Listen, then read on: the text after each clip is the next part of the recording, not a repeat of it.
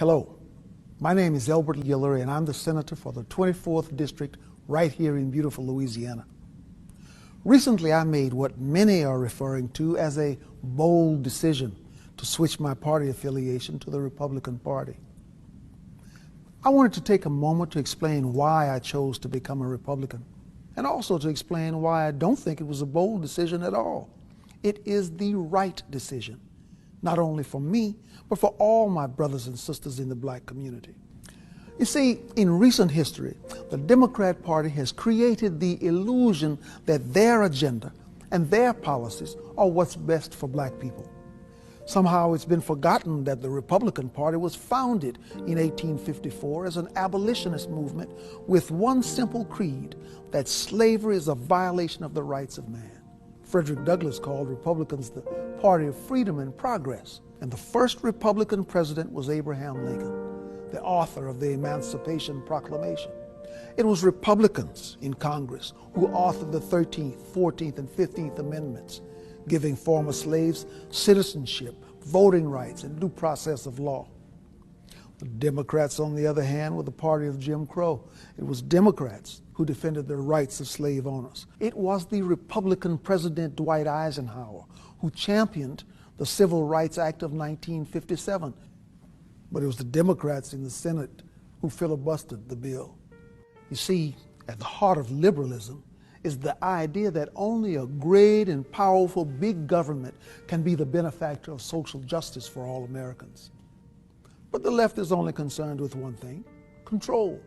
And they disguise this control as charity.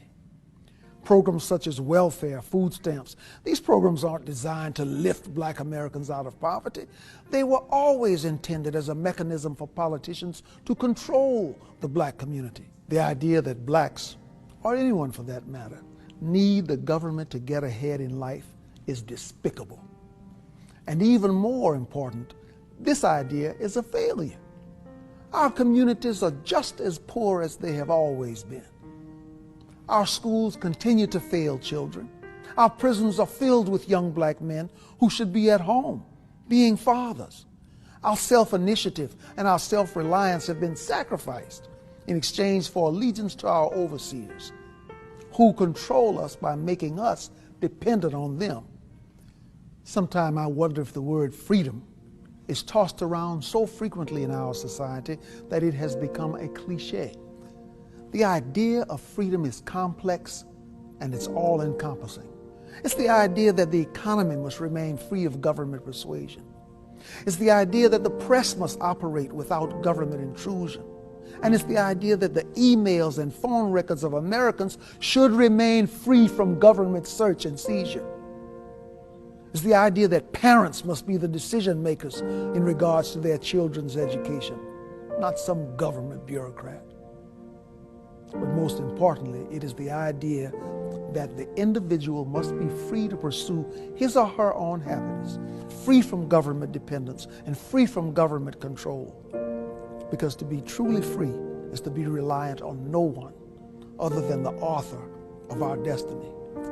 These are the ideas at the core of the Republican Party, and it is why I am a Republican. So my brothers and sisters of the American community, please join with me today in abandoning the government plantation and the party of disappointment, so that we may all echo the words of one Republican leader who famously said, "Free at last, free at last. Thank God Almighty, we are free at last."